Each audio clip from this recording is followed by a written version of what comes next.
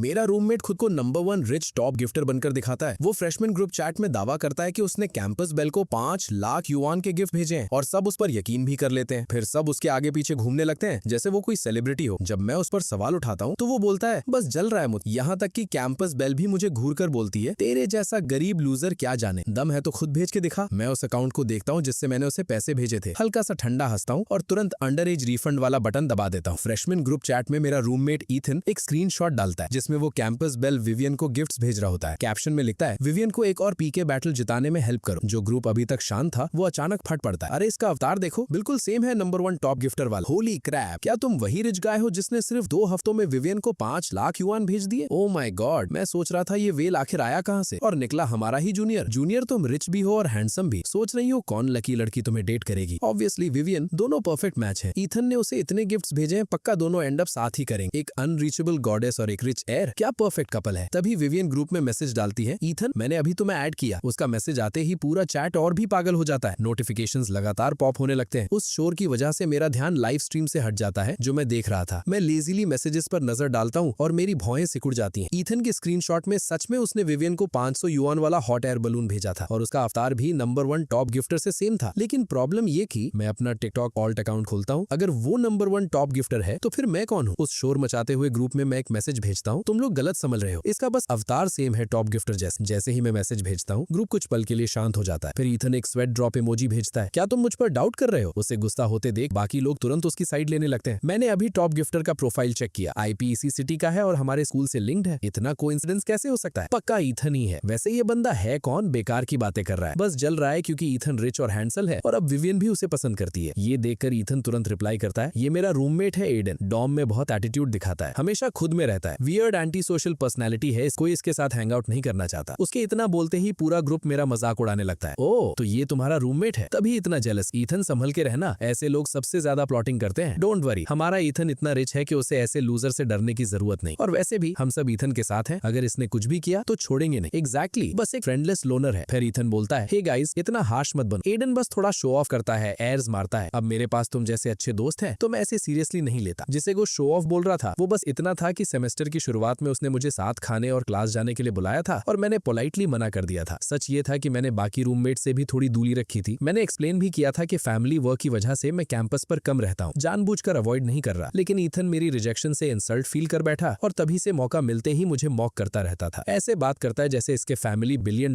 Projects handle करते हो। इतना बिजी क्या रहता है? एंटी सोशल होना कम था जो ऊपर से शो ऑफ भी करता है। कितना डिस्गस्टिंग है, कौन इसके साथ घूमना चाहे? ईथन के बोलते ही ग्रुप फिर उसकी तारीफों में लग जाता है। ईथन कितना काइंड है, ऐसे आदमी को भी डिफेंड कर रहा है। खुद शो ऑफ नहीं कर पाया तो अब दूसरों को क्वेश्चन कर रहा है। अगर मुझसे पूछो तो इसकी पोल कैंपस कन्फेशंस पेज पर खोल दो। उनकी बातें धीरे धीरे और जहरीली होती जा रही थी। मैं भौहें चढ़ाकर फिर टाइपिंग करने लगता हूँ। सेम आईपी होने का मतलब सेम पर्सन नहीं होता। ईथन से बोलो अपना पूरा प्रोफाइल स्क्रीनशॉट करे। बस करो एडन, आखिर तुम चाहते क्या हो? ईथन तुरंत रिप्लाई करता है डॉम में मैं तुम्हें टॉलरेट करता आया हूँ, इसका मतलब ये नहीं कि तुम मुझे स्लैंडर करोगे। जो मेरा है वो मेरा है, मैं क्यों खुद को जस्टिफाई करने के ट्रैप में फंस? अगर इतना ही दम है तो प्रूव करो कि मैं टॉप गिफ्टर नहीं हूँ या फिर असली वाले को ढूंढो, वरना मुझे क्वेश्चन करने का तुम्हारे पास क्या हक है? क्यों? मैं स्क्रीन को घूरते हुए हल्का सा हंसता हूँ क्योंकि असली टॉप गिफ्टर मैं हूँ। मेरी मुलाकात विवियन से स्कूल के पहले दिन हुई थी। मेरे पेरेंट्स ने मुझे हमेशा लो प्रोफाइल रहना सिखाया था, इसलिए मैं बटलर से खुद को कैंपस नहीं छोड़ा। जब मैं अपना लगेज घसीटते हुए थक चुका था तब विवियन ही थी जिसने मेरी मदद की थी। मानता हूँ तभी से मुझे उस पर थोड़ा क्रश हो गया था। बाद में सीनियर्स से पता चला कि उसकी फैमिली गरीब है और वो ट्यूशन भरने के लिए टिकटॉक पर लाइव स्ट्रीमिंग करती है, इसलिए मैंने सिर्फ 2 हफ्तों में 5 लाख युआन भेज दिए ताकि उसकी डिग्निटी बनी रहे। यहाँ तक कि मैंने ऑल्ट अकाउंट भी यूज किया। लेकिन अगले ही पल ईथन रिप्लाई करता है जो बोल रहे हो प्रूफ भी करो। मैं अपने अकाउंट इन्फो को देखता हूँ, थोड़ा हेजिटेट करता हूँ और आखिर स्क्रीनशॉट ना पोस्ट करने का फैसला करता हूँ। तभी अचानक विवियन का मैसेज आता है एडन ये तुम हो ना? वो एक स्क्रीनशॉट भेजती है, उसमें मेरा व्हाट्सएप फ्रेंड रिक्वेस्ट साफ दिख रहा था जिसे उसने इग्नोर कर दिया था। फिर विवियन एक वॉइस मैसेज भेजती है, उसकी आवाज में साफ ताना था हे तुमने पिछले हफ्ते मुझे फ्रेंड रिक्वेस्ट भेजी थी। ऑनेस्टली मैं रिप्लाई भी नहीं करना चाहती थी और क्योंकि तुम लड़के हो मैं ज्यादा हार्श भी नहीं होना चाहती थी, लेकिन तुम ईथन के साथ बहुत ज्यादा टॉक्सिक हो रहे हो, अब मुझसे सहन नहीं हो रहा। वो सिर्फ मेरा टॉप गिफ्टर नहीं है, वो मेरा इंपॉर्टेंट फ्रेंड है और मैं किसी को उसे बुली नहीं करने दूंगी। विवियन की बात सुनते ही सबके लिए ये बात कंफर्म हो जाती है कि ईथन ही उसका टॉप गिफ्टर है। जो लोग पहले न्यूट्रल थे वो भी अब मेरे खिलाफ हो जाते हैं। हाँ, अब समझ आया ये ईथन से इतनी नफरत क्यों करता है। खुद गॉडेस को इम्प्रेस नहीं कर पाया इसलिए जेलस हो रहा है क्योंकि ईथन को विवियन ने पहले व्हाट्सएप पर ऐड कर लिया। तो असल में वो बस एक